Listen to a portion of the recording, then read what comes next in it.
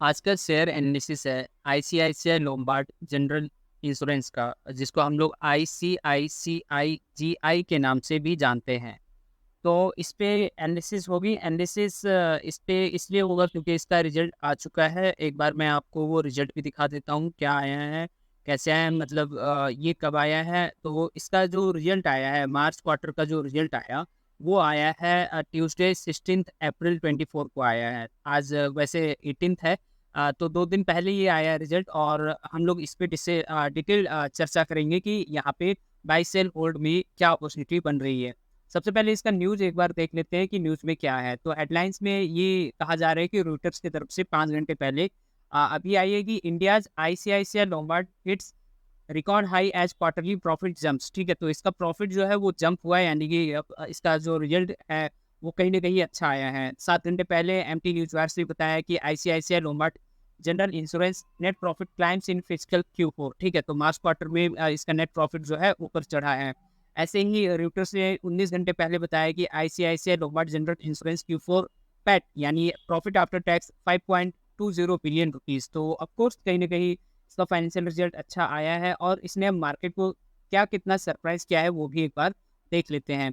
तो अगर मार्केट को हम लोग देखें कि इसने कैसे सरप्राइज़ किया, तो अर्निंग के हिसाब से इसने मार्केट को 0.04% के हिसाब से सरप्राइज़ किया है, पॉजिटिवली सरप्राइज़ किया। और रेवेन्यू के केस में इसने सरप्राइज़ किया है 1.24% के हिसाब से। तो यानी कहीं न कहीं ये पॉजिटिवली दोनों अर्निंग और रेवेन्यू के केस में सरप्राइज़ किया है, जो कि अपने लिए एक अच्छा बाइंग अपॉर्चुनिटी बन सकता है।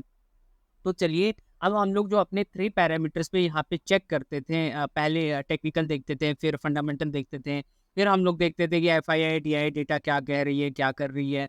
तो वो सब हम लोग चेक करेंगे। सबसे पहले हम लोग चलते हैं टेक्निकल एनालिसिस करते हैं और मंथली टाइम फ्रेम पे सबसे पहले निकलते हैं। तो मंथली टाइम फ्रेम पे हम लोग यहाँ पे आ गए हैं। एक बार मैं इसको रीसेट कर देता हूँ और फिर आगे चर्चा करते हैं। तो देखिए, यहाँ पे मंथली टाइम फ्रेम पे ये प्राइस जो है, ये ऑल टाइम हाई पे चल रहा है। ठीक है, ऑल टाइम हाई पे ये चल रहा है, और इसने अपने जितने भी रेजिस्टेंस, प्रायर रेजिस्टेंस जितने भी इसके थे, सबको ये ब्रेक करके चल रहा है। तो ये कहा जा सकता है कि कहीं न कहीं ये अच्छा खासा बाइंग अपॉर्चुनिटी है। ठीक है, यहाँ पे अच्छा खासा बाइंग अपॉर्चुनिटी है। और अभी अगर बात करें कि अभी यहाँ पे परचेज़ करके इसको चलना चाहिए कि नहीं चलना चाहिए, तो अगर आप में पेशेंस है तो फिर ये मेरे वेट कर लीजिए कि ये कम से कम ये जो इसका अपर लेवल है, अपर लेवल यानी ये 17,229 कह रहा है, यानी 1730 के ऊपर ही अगर इस मंथ ये क्लोज होता है ग्रीन कैंडल में, तो फिर ऑफ कोर्स वहाँ पे एक अच्छा खासा बाइंग अपॉर्चुनिटी है। अगर नहीं पेशेंस नहीं है, अगर अभी से करना है तो अभी भी किया जा सकता है। तो यहाँ पे अगर आप अभी मंथली टाइम फ्रेम पे इसको करते हैं बाय, तो फिर वहाँ पे क्या कैसा स्ट्रेटजी होना चाहिए वो मैं बता देता हूँ। सबसे पहले तो आपका टारगेट क्या होना चाहिए, तो टारगेट में देखिए यहाँ पे है नहीं कुछ। टारगेट एक हिसाब से आप यहाँ पे ये देख सकते हैं कि ये जितना डीप यहाँ पे इसने बनाया था, उतना ऊपर जाइए, यानी कि 57% के हिसाब से आपका यहाँ पे टारगेट निकल के आ रहा है। यानी कि 15 से 57% तक अगर ऊपर हम लोग जाते हैं, तो फिर देख लेते हैं कहाँ तक ये जाता है 57%। एक बार मैं दिखा देता हूँ आपको। 57% कहाँ तक जा रहा है, एक बार देखते हैं। तो ये 38, 45, 57%, तो 2683, यानी कि आप कह सकते हैं कि अगर ये 2650 या फिर कहिए कि 2700 पे अगर ये जाता है, ठीक है? यानी कि पहला टारगेट तो आपका 2700 यहाँ पे मंथली टाइम फ्रेम पे होना चाहिए, ठीक है?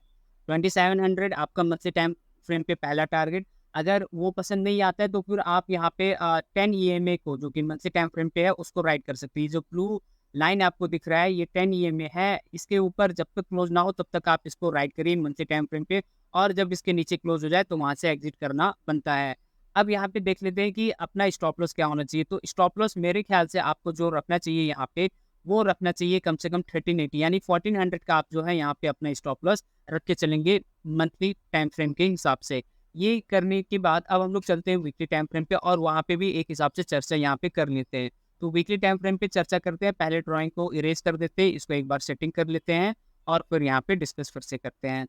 तो अगर यहाँ पे वीकली टाइम फ्रेम पे हम लोग फिर से ध्यान से देखें, तो फिर ऑफकोर्स कहीं ना कहीं इसका जो रेजिस्टेंस था उसको ये तोड़ के ऊपर निकला है। यहाँ पे अगर हम लोग देखें ध्यान से, तो फिर ये अपना रेजिस्टेंस को बार बार रेस्पेक्ट कर रहा है, लेकिन इस बार वो रेजिस्टेंस को ही वो अपना सपोर्ट बना के ऊपर जा रहा है। तो यहाँ पे देखिए पहला रेजिस्टेंस इसका यहाँ पे था, ठीक है, उसको उसने रेस्पेक्ट किया, अच्छा खासा डाउन गया। फिर यहाँ पे आया, फिर रेस्पेक्ट किया, फिर डाउन डाउन गया।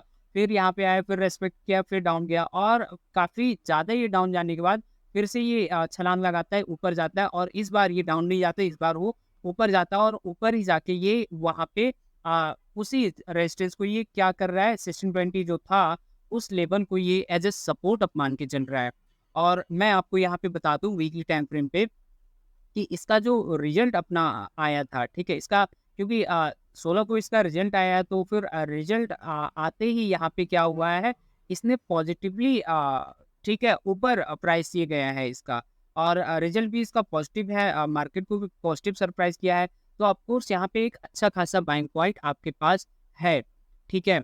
अगर फ्राइडे तक वेट करना है तो वेट कर सकते हैं, नहीं तो अभी भी यहाँ पे बाइंग करने का अपॉर्चुनिटी यहाँ पे है। थोड़ा-सा दिक्कत मुझे जहाँ लगता है कि क्या दे सकता है कि ये 1737 के आस-पास जाते-जाते कहीं ये ना हो कि ये रेंज बाउंड बनाने लगे। तो अगर ये 1737 के ऊपर ही क्लोज़ होता है, तो फिर वहाँ पे एक अच्छा खासा बाइंग अपॉर्चुनिटी आपके पास है। और क्या किया जा सकता है कि अगर ऐसा अपॉर्चुनिटी आपको मिलती है, तो फिर आपको टारगेट क्या रखना चाहिए और स्टॉप लॉस क्या रखना चाहिए, वो बता देता हूँ। तो स्टॉप लॉस जो है आपको यहाँ पे कम से कम कुछ नहीं तो आप स्टॉप लॉस अपना रखिए 1450 के हिसाब से, आपका वीकली टाइम फ्रेम पे स्टॉप लॉस रहना चाहिए। और आपका टारगेट क्या होना चाहिए, तो टारगेट आप जो है यहाँ से 10 ईएमए जो है, ये जो 10 ईएमए आपको दिख रहा है, या फिर ये जो 21 ईएमए आपको दिख रहा है, उसको राइट करिए, ठीक है? अगर आप कंफर्टेबल है 10 ईएमए को राइट करनी वीकली में, तो फिर ऑफ कोर्स उसको राइट करिए, जब तक उसके नीचे क्लोज ना हो तब तक आपको बेचना नहीं है, सेल नहीं करना है, या फिर 21 ईएमए को देखिए, उस हिसाब से आप इसको राइट करिए, ठीक है? तो ये वीकली टाइम फ्रेम पे हमने बात की, अब हम लोग चलते हैं डेली टाइम फ्रेम पे, और वहाँ पे भी बात कर लेते हैं डेली टाइम फ्रेम पे भी। तो डेली टाइम फ्रेम पे पहले मैं सारा ड्राइंग से रेज़ कर देता हूँ। अब यहाँ पे देखिए क्या हो रहा है। इसका जो रिज़ल्ट आया, ठीक है? इसका जो रिज़ल्ट कब आया, यहाँ पे देखिए, ये आया 16 अप्रैल को, और पॉजिटिव रिज़ल्ट है, और उस समय अगर हम लोग देखें, तो ये 1.13% के हिसाब से ये ऊपर गया है, ठीक है? ये ऊपर गया है, और आज जो है, आज फिर से ये ऊपर ही गया है। तो ऑफ कोर्स यहाँ पे अगर हम लोग बहुत ही ध्यान से देखें, बहुत ही ध्यान से देखिए, तो फिर यहाँ पे क्या हो रहा है, एक रेक्टेंगल पैटर्न फ़ॉर्म हो रहा है यहाँ पे।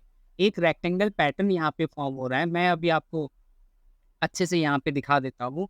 रेक्टेंगल पैटर्न कैसे, तो यहाँ पे ध्यान से देखिएगा। प्राइस जो है इसी रेंज में, प्राइस जो है इसी रेंज में जो है, ये प्राइस घूम रहा है, ठीक है? प्राइस क्या कर रहा है, इसी रेंज में प्राइस घूम रहा है। कैसे, ये आप यहाँ पे देखिए, 1 मिनट, ये इस रेंज में प्राइस जो है आपका घूम रहा है, और इसको मैं थोड़ा-सा ट्रांसपेरेंट कर देता हूँ ताकि आपको आसानी से यहाँ पे दिखे। तो देखिए, इस रेंज में, मतलब या ये रेंज के ऊपर तो प्राइस गया ही नहीं, और एक हिसाब से अगर आप यहाँ पे देखें, तो कप विद हैंडल पैटर्न भी यहाँ पे बना है, ठीक है? बहुत ही छोटा कप विद हैंडल पैटर्न बना है, ये देखिए। ये आपका कप बना, ठीक है? और ये आपका जो है हैंडल बना, और अभी वो हैंडल जो है ये ऊपर जाने की कोशिश कर रहा है। तो मेरे हिसाब से डेली टाइम फ्रेम पे अगर आप ट्रेड करते हैं, तो फिर आप वेट करिए कम से कम ये 1730 के ऊपर, या फिर इसका हाई कितना हुआ था, ये हाई 1734 हुआ था, यानी 1734 के ऊपर अगर डेली टाइम फ्रेम पे क्लोज करता है, तो ऑफकोर्स वो बहुत ही अच्छा बाइंग अपॉर्चुनिटी अभी फिलहाल है। तो आपको यहाँ पे 2-4 दिन वेट करना है, जब तक ये 1735 के ऊपर क्लोज ना करे, तब तक मेरे हिसाब से यहाँ पे लेना सही नहीं है।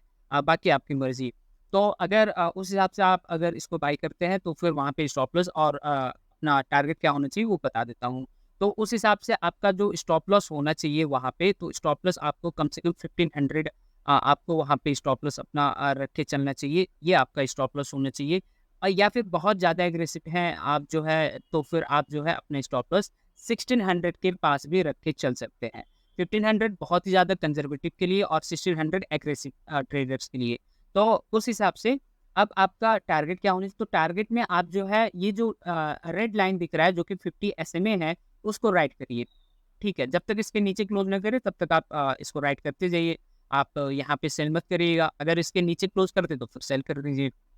तो ये था हम लोग का टेक्निकल एनालिसिस में मंथली, वीकली और डेली टाइम फ्रेम पे कंप्लीट एनालिसिस। अब चलते हैं इसका फंडामेंटल रिजल्ट देख लेते हैं, जहाँ पे हमें मार्च क्वार्टर का फाइनेंशियल रिजल्ट भी देखने को मिलेगा। तो ICICI Lombard general insurance company limited है ये। एनएससी में इसका आईसीआईसीआई जीआई के नाम से ये जाना जाता है। मार्केट कैप 84,301 करोड़ है। करंट प्राइस 1711 है। हाई लो इसने 1814 और 1055 का लगाया है। यहाँ पे अगर इसका ट्रेंड देखें तो ऑफकोर्स ये अप ट्रेंड में जा रहा है और यहाँ पे कहीं ना कहीं कंसोलिडेशन हो रहा है। जब ये कंसोलिडेशन को ब्रेक करेगा तो ऑफकोर्स वहाँ पे बहुत अच्छा खासा रिटर्न मिलेगा। 3 ईयर्स में भी आप देख सकते हैं कि ये ऊपर ही है, और 5 ईयर्स में भी ऊपर है, 10 ईयर्स में भी ये ऊपर है, और मैक्स में भी ये ऑल टाइम हाई पे है। तो ऑफकोर्स बहुत ही अच्छा स्टॉक ये है। प्रोस में क्या है कि कंपनी जो है ऑलमोस्ट डेट फ्री है। Company healthy dividend pay out कर रही है 29.6% के हिसाब से। कॉन्स बस यही है कि इसका प्रोमोटर होल्डिंग डिक्रीज हुआ है लास्ट 3 साल में, जो कि 3.98% के हिसाब से है। पेयर कंपेरिजन में ऑफकोर्स इसका सेक्टर इंश्योरेंस का है, इंडस्ट्री में फाइनेंस एंड इन्वेस्टमेंट में आता है, और इसकी रैंकिंग 5th रैंक है। पहला लाइफ इंश्योरेंस है, दूसरा एसबीआई लाइफ है, और तीसरा एचडीएफसी लाइफ इंश्योरेंस है, चौथा आईसीआईसीआई प्रू लाइफ है, और 5वें में आईसीआईसीआई लोम्बार्ड करके है। तो रैंकिंग में भी ये आता है, यानी सेक्टर में लीडर भी है। क्वार्टरली रिजल्ट एक बार हम लोग यहाँ पे देख लेते हैं। तो क्वार्टरली रिजल्ट अगर हम लोग यहाँ पे देखें तो दिसंबर क्वार्टर में सेल्स में इसने 5.75 किया और मार्च में 5,367 यानी इंक्रीज किया है। ऑपरेटिंग प्रॉफिट 537 से 669 किया, इंक्रीज हुआ है। पीबीटी 574 से 698 इंक्रीज हुआ है। नेट प्रॉफिट 431 से 520 हुआ है, यानी ये भी इंक्रीज हुआ है। यानी ओवरऑल क्यू बेसिस पे इसका फाइनेंशियल रिजल्ट काफ़ी अच्छा है। एक बार हम लोग वाई ओ वाई बेसिस पे भी इसका रिजल्ट एनालिसिस कर लेते हैं। तो वाई ओ वाई बेसिस पे हम लोग मार्च 23 का देखेंगे और मार्च 24 का देखेंगे। तो मार्च 23 में सेल्स में 4519 था और अभी मार्च 24 में 5367 हो गया, यानी इंक्रीज हुआ है। ऑपरेटिंग प्रॉफिट जबकि मार्च 2023 में इसका -355 चल रहा था और अभी 669 है। ठीक है, आप अंदाजा लगा सकते हैं यहाँ से। पीबीटी 573 से 698 हो गया, यानी ये भी इंक्रीज हुआ है। और नेट प्रॉफिट 437 से 520 ये भी इंक्रीज हुआ है। यानी ओवरऑल कहा जा सकता है कि वाई ओ वाई बेसिस पे भी बहुत अच्छा रिजल्ट है और क्यू बेसिस पे भी बहुत अच्छा रिजल्ट है। एक बार हम लोग चलते हैं यहाँ पे एफआईआई टीआई डेटा क्या कर रही है, प्रोमोटर्स क्या कर रहे हैं, वो भी जान लेते हैं। तो अगर हम लोग यहाँ पे देखें दिसंबर 2023 में इसका प्रोमोटर्स जो था वो 47.91% के हिसाब से थे, और मार्च में 51.27% हो गए हैं। ठीक है, यहाँ ध्यान देना पड़ेगा, 3.5-4% के हिसाब से ये बढ़ा हुआ है। तो ऐसे केस में जब प्रोमोटर्स अपना स्टेक इंक्रीज करते हैं तो कहीं ना कहीं उस कंपनी में कुछ ना कुछ तो इनसाइडर हो रहा है। ठीक है, मतलब बहुत ज़्यादा पॉजिटिविटी यहाँ पे देखा जा सकता है। एफ आई आई भी 23.04 से 23.05 हुए हैं। एफ आई आई भी घटने का नाम नहीं ले रहे हैं। तो ऑफकोर्स यहाँ पे भी एफ आई आई और प्रोमोटर्स दोनों यहाँ पे पॉजिटिव है। इसका मतलब ये कंपनी पॉजिटिवली ही अपना प्राइस देगी। DII 17.86 से 15.96 हो गए, यानी ये डिक्रीज हुआ है। गवर्नमेंट 0.10 से 0.10 ये सेम है। पब्लिक 9.09 से 9.59 पब्लिक यहाँ पे डिक्रीज हुई है। तो ऑफकोर्स इसका शेयर होल्डिंग पैटर्न देखें तो वो भी पॉजिटिव है। इसका FII DII डेटा प्रोमोटर्स वो सब पॉजिटिव है। इसमें फंडामेंटल फाइनेंशियल रिजल्ट दोनों क्यू बेसिस पे और वाई बेसिस पे भी काफ़ी अच्छा यहाँ पे है। और मैंने आपको जो यहाँ पे इसका जिस हिसाब से पैटर्न डेली टाइम फ्रेम पे रेक्टेंगुलर पैटर्न बन रहा है या फिर कह सकते हैं कंसोलिडेट हो रहा है, तो उस हिसाब से भी monthly, weekly, daily time frame तीनों में अपने को अपॉर्चुनिटी दिखती हुई यहाँ पे नज़र आ रही है। तो मेरे ख्याल से अभी तक का जो भी मैंने यहाँ पे एनालिसिस किया उस हिसाब से तो आईसीआई लोम्बार्ड जो है बहुत ही अच्छा स्टॉक मुझे जहाँ तक लग रहा है। बाकी मार्केट में कुछ भी हो सकता है। ठीक है, ये बस अपना एक एनालिसिस है। ध्यान रहे, मैं कोई सेबी रजिस्टर्ड एडवाइज़र नहीं हूँ, इसलिए आपको थोड़ा-सा खुद भी रिसर्च कर लेना है। और ये मेरा एनालिसिस है, आपके एनालिसिस से डिफरेंट हो सकता है। तो ये था आईसीआईसीआई जीआई का कंप्लीट एनालिसिस। होप सो आपको पसंद आया होगा। लास्ट में एक बात यही कहना चाहूँगा कि अपने पोर्टफोलियो को आपको डाइवर्सिफाई करके चलना है, रिस्क को मैनेज करके चलना है, और टिप्स, कॉल्स और रिकमेंडेशन से बचना ही है। आपने इतना समय दिया उसके लिए थैंक यू वेरी मच।